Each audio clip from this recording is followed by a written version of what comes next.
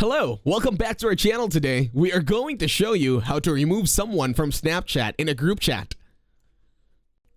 Now to formally start this tutorial, go ahead, open and locate your Snapchat application in your mobile device. Once you're on your Snapchat, this time go to your homepage. Do this and go to your chat now. Once on the chat, click on the GC that you want to delete somebody from.